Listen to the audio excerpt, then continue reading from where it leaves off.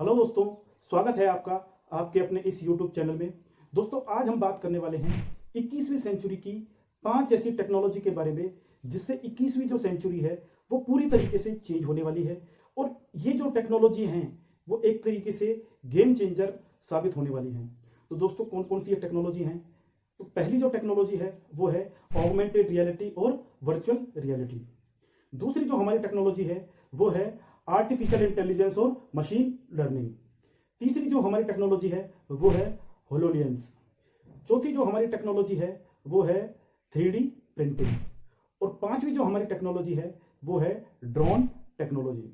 दोस्तों, ये जो टेक्नोलॉजियां हैं, वेस्टर्न कंट्री हैं या यूएसए है जो हाईली डेवलप कंट्री हैं, इन टेक्नोलॉजी का बहुत ज़्यादा यूज़ कर रहे हैं। लेकिन इंडिया के अंदर ये जो टेक्नोलॉजियां हैं वो बहुत ही सीमित मात्रा में इनका उपयोग हो रहा है और कुछ गिनी चुनी कंपनियां ही इन टेक्नोलॉजी का उपयोग कर रही हैं। दोस्तों, ये जो वीडियो होने वाला है वो 4 पार्टों में होने वाला है। और आज का जो वीडियो है वो ऑगमेंटेड रियलिटी और वर्चुअल रियलिटी है, उससे संबंधित होने वाला है।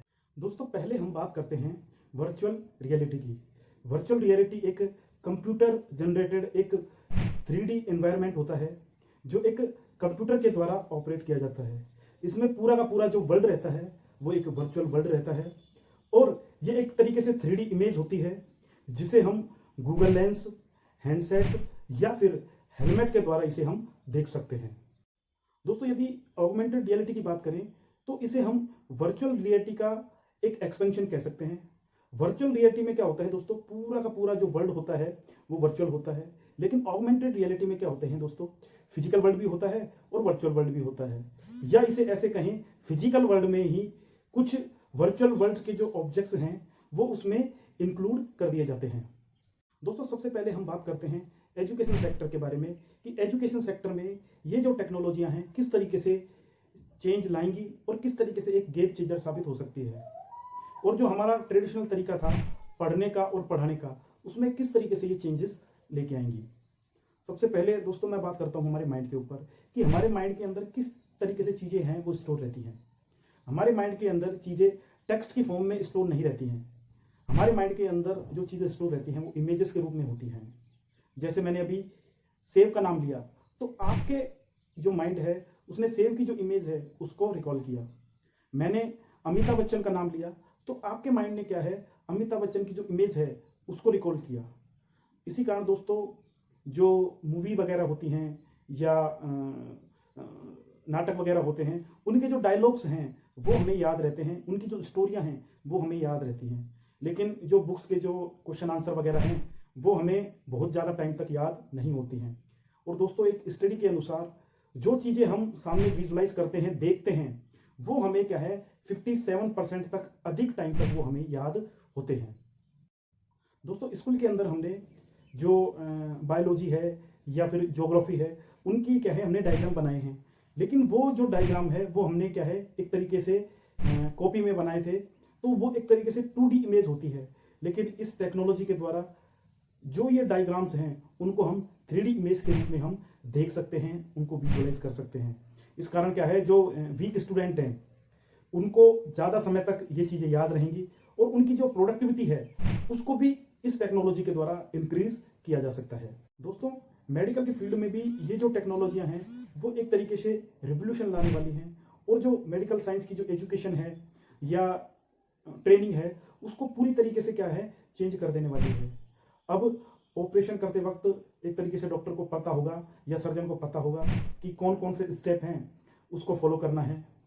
ह्यूमन बॉडी के जो ऑर्गन्स हैं उनकी प्रॉपर लोकेशन कहाँ कहाँ पे है, और ये भी पता होगा कि ह्यूमन बॉडी के अंदर जो पेन हो रहा है वो कहाँ पे हो रहा है, उसकी जो प्रॉपर लोकेशन है उसका पता लगा सकते हैं। अगर ह्यूमन बॉडी के अंदर कहीं फ्रैक्चर हुआ है तो उसका भी पता लगा सकते हैं और जो डिसीज हुई है उसका प्रॉपर एक तरीके से डायग्नोस कर सकते हैं। तो दोस्तों, मेडिकल के फील्ड में भी ये जो टेक्नोलॉजी है वो एक गेम चेंजर साबित होने वाली है।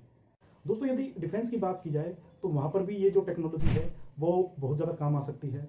मान लीजिए किसी भी कंट्री को दूसरे कंट्री के ऊपर स्ट्राइक करनी है या एक सीक्रेट मिशन पर जाना है, तो दोस्तों वहाँ की जो आर्मी है वो एक पहले से ही ट्रेनिंग है वो कर सकती है कि किस तरीके से किस तरीके की सिचुएशन रहने वाली है, और उस सिचुएशन के आधार पर वो पहले ही जो ट्रेनिंग है वो कर सकती है। दोस्तों, ई कॉमर्स बिजनेस तो पूरी तरीके से चेंज होने वाला है, और जो कस्टमर की जो बाइंग हैबिट है या कस्टमर एक्सपीरियंस है वो पूरी तरीके से चेंज होने वाला है।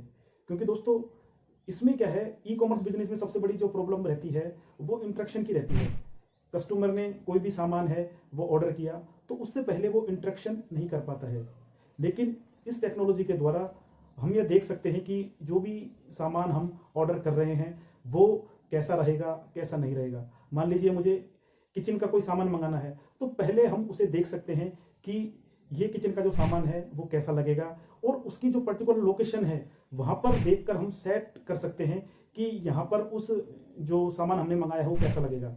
यदि हमें ड्राइंग रूम का अगर सामान मंगाना है तो पर्टिकुलर, जैसे सोफा मंगाना है या कुर्सी मंगाना है, तो पर्टिकुलर उस लोकेशन पर हम देख सकते हैं कि ये जो सामान हमने मंगाया है वो कैसा लगेगा। तो दोस्तों, ये जो एक्सपीरियंस है वो बहुत ज़्यादा अमेजिंग होने वाला है, और ई कॉमर्स इंडस्ट्री को एक तरीके से पूरी तरीके से चेंज कर देने वाला है। तो दोस्तों, आपको वीडियो कैसी लगी कमेंट बॉक्स में लिख के बताएं। मिलते हैं अगली वीडियो में। धन्यवाद।